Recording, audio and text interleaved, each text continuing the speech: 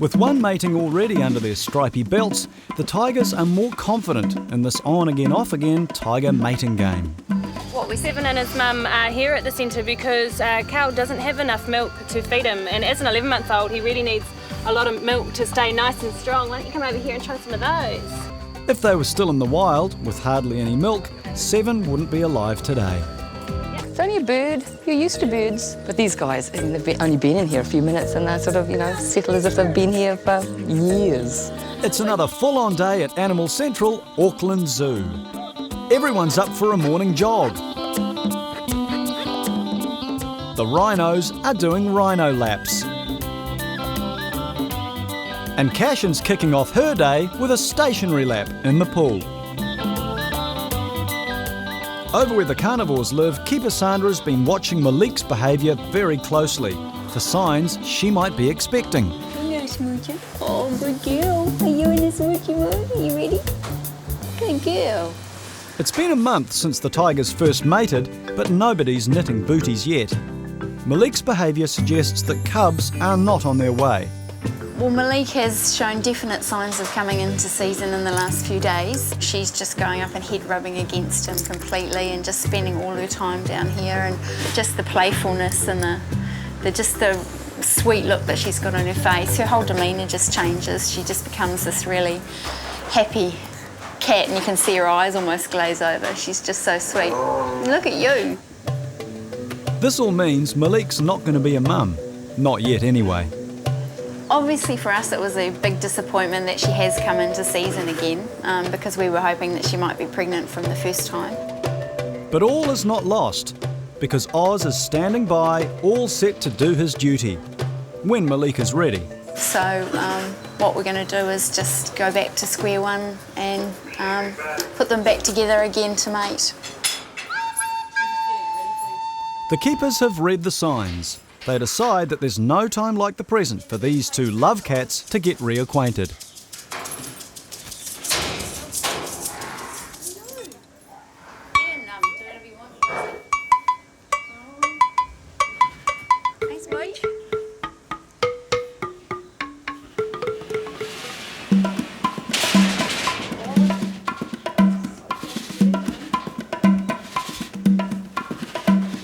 With one mating already under their stripy belts, the tigers are more confident in this on-again, off-again tiger mating game. What we're seeing from Malik is just typical female flirting tiger behaviour. He's more interested in the smells, like he's smelling where she's been. It's amazing to see, and it can be quite daunting for people who haven't seen it before, and there's a lot of noise and a bit of biting, and it looks a bit ferocious.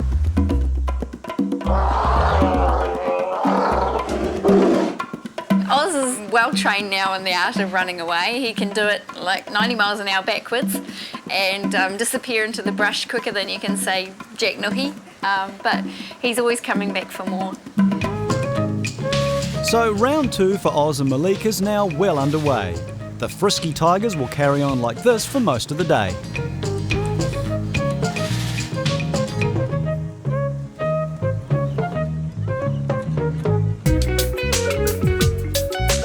Over in the elephant paddock, Cashin and Burma are on their best behaviour. Today, some new student visitors have been invited on a special tour, led by elephant keeper Laurel. I think it's really important to get kids who are in school to have this opportunity, and there's so much more than just reading books and seeing pictures. This gets them up close. They get to touch an elephant, feel what their skin's like, feel their warm breath, and hopefully that'll really just empower them to go out there and care. Cashin was born in Thailand almost 40 years ago. Laurel's preparing to visit Cashin's birthplace to attend Elephant University. So I'm really excited heading off to Thailand. A little bit nervous. I've never been to Asia, and I haven't really seen too many other elephants apart from Cashin and Burma here. So it's just going to be a really great experience that I can't wait to go. Hey boo, should be fun. Laurel's off on her big elephant adventure tomorrow, and she'll be bringing all her knowledge back home for tours just like this one. So she's probably going to come down and want to know who you guys are. So as she come along, she'll probably just pop her trunk out to you. So if she does, you can just give it a bit of a touch, see what it feels like. She's going to have a bit of a whiff, see who's the smelly one. Okay.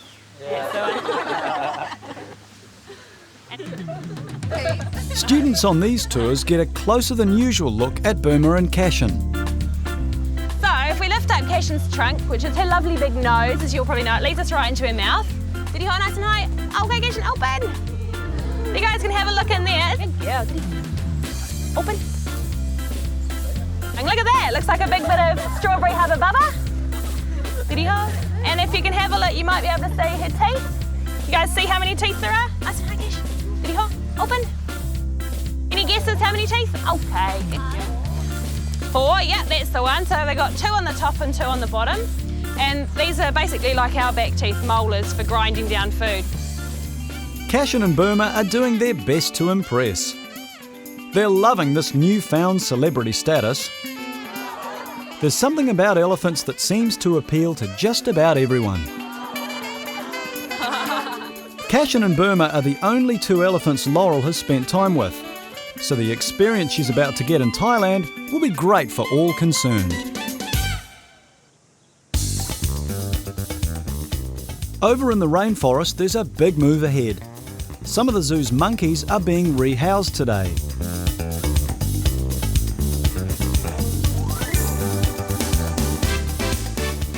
Keeper Christine's getting the 6 cotton-top tamarins ready to move out.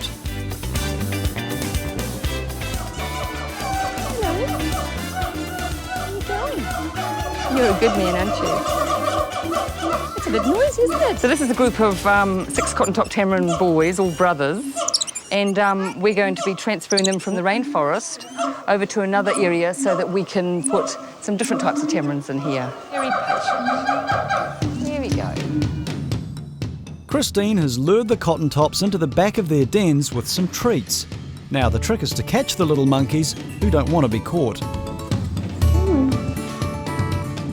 Come on. Come on. Come on. Get off there. They're as slippery as a bit of soap in the bath.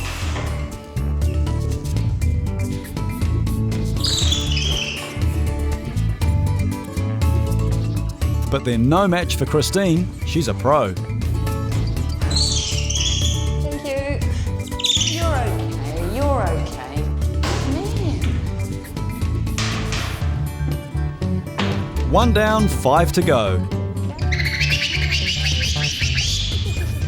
The little cotton tops will be in their new home in no time.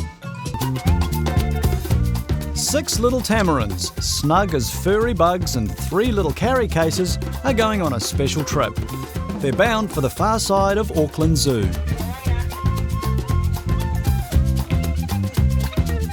Okay, come on. So these 2 here, they're getting a bit aggressive in here. There's a small space, so we'll get these 2 out first. You guys are okay. Christine quickly gets the cotton tops into a holding pen so they're safe for release, in readiness for their new lodgings. There we go. You guys are good. There we go. Where'd you go? Come on. Where'd you go? Thank you. You're okay. The new enclosure has been set up for the 5 brothers and their dad, complete with a few tasty treats to tempt them out into the open. There we go, little man. There we go. Hello. What you doing? You're so good. You're okay. Okay. Come on in. Come on. But once 1 or 2 come out, then they all follow each other. Come on. Come on. The monkey move is big news. Oh, it's only a bird. You're used to birds. But these guys, I mean, they've only been in here a few minutes and they're sort of, settle as if they've been here for years. So yeah, no, this is great. This is good. Come on, babe. No, babe. There we go. There we go. That's for you. While the cotton-top tamarins settle into their new home sweet home, tigers Malik and Oz are getting ready for their first mating out in the open. The zoo's hottest couple were under tight supervision while they mated in the back dens. The keepers think the tigers are ready for a change of scenery. Oz and Malik can now be let outside together.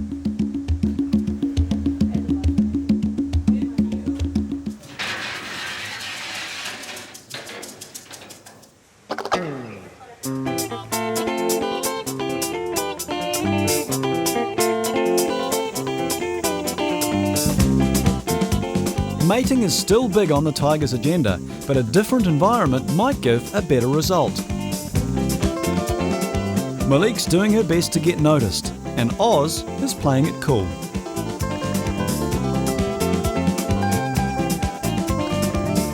Keeper Sandra is watching both tigers like a hawk.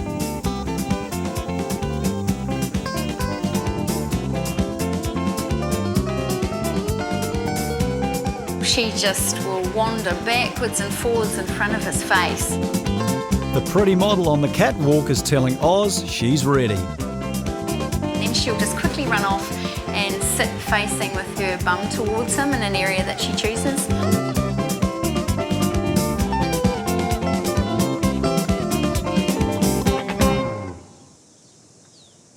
Sandra will keep an eye on them all day to make sure it doesn't get out of order, which is always the danger with big cats.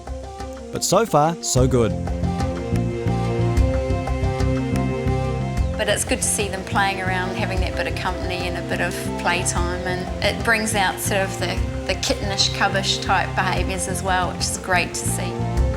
Now that Oz and Malik are back in the saddle, hopefully it's just a matter of time. With a bit of luck, round 2 could have the happy ending everyone's waiting for.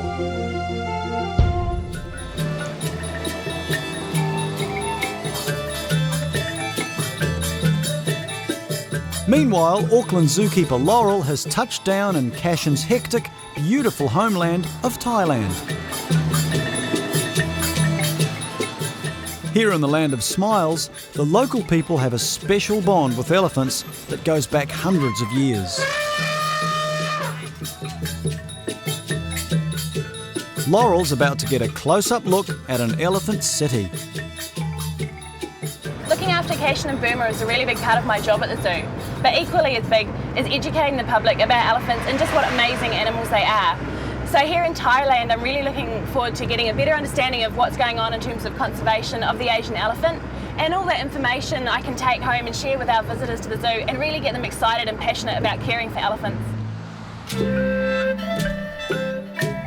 Laurel's on her way to Lampang and the Thai Elephant Conservation Centre, which is home to over 60 Asian elephants.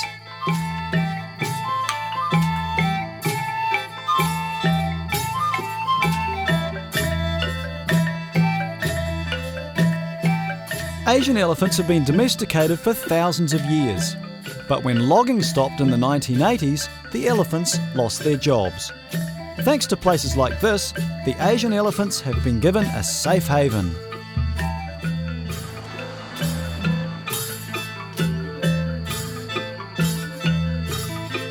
Some are little orphans, just starting out with a lucky life ahead of them. In the wild, baby boy elephants are different to females. Sometimes they move away from their mothers early.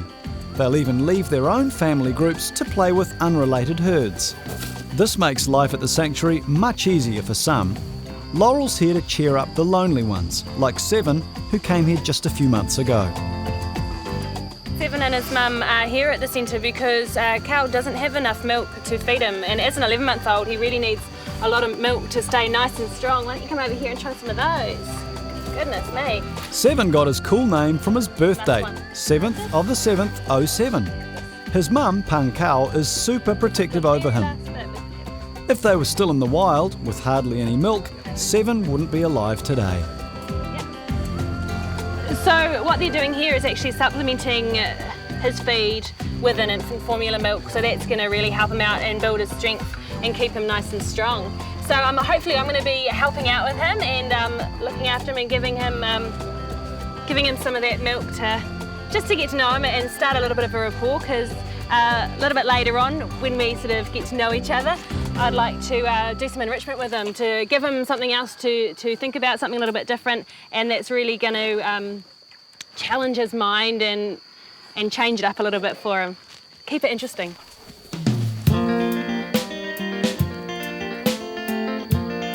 Mum's hoping that'll tire him out while she concentrates on eating. So I don't really know a lot about young elephants, but I do know that they all have personalities and different characteristics, and he definitely is a boisterous little boy, I think. I'm gonna get stuck doing that.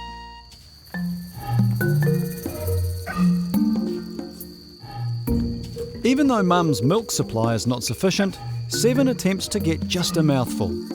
Laurel tries to find the magic formula to fill up his little tummy.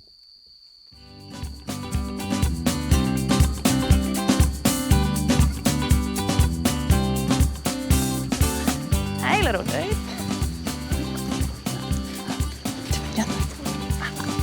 Here we go. Yeah. Higher. Warm little trunk. I think he's enjoying that. You can see that by the look in his eyes. Pretty amazing, really. It's a little bit surreal. Trying to concentrate on not dropping the bottle and holding it at the right angle.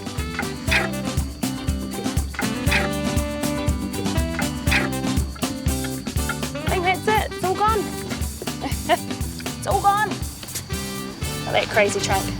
With baby Seven full of milk, he's sure to have the strength for Laurel's next surprise. Over in Thailand, Auckland Zookeeper Laurel is at an elephant sanctuary, where she's getting to know Seven, the baby elephant. What's this? He's super keen to get hold of the toys she's brought all the way from New Zealand.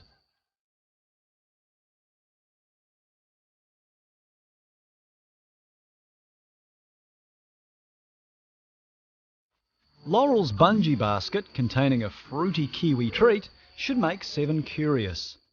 But he's not sure where to start.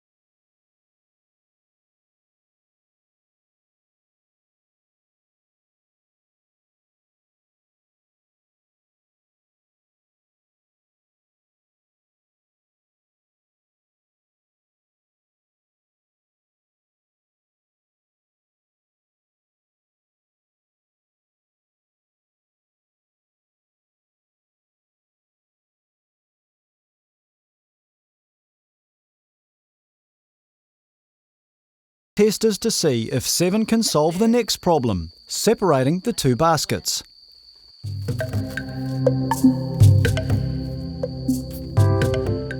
Well, it definitely looks like he's having fun. He's getting right into it, testing his boundaries a bit, you know, giving it a bit of a push.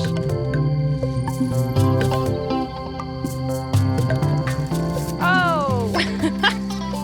He's just going for it, and it's amazing to see. I'm really glad that it's something different that he's had for, you know, some time in his day, and maybe there's a chance that he could have something like this again in another time.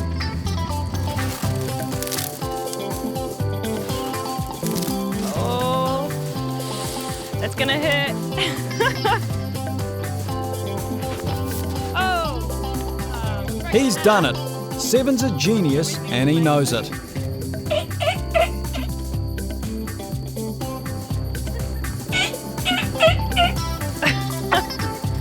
But it's not over. Seven wants to test this bungee thing. How much elephant can it handle? Woo! Broken! That much. 10 out of 10 for Seven. So we've got one last little treat, and we know that Seven really enjoys playing with footballs, and we have a nice large Swiss ball to bring in here and let him have a bit of a bash around. Laurel's brought the ball all the way from New Zealand for her new mate. Oh, what's this? All boys love to kick a ball around, and not everyone can do it with their nose. It's a big ball.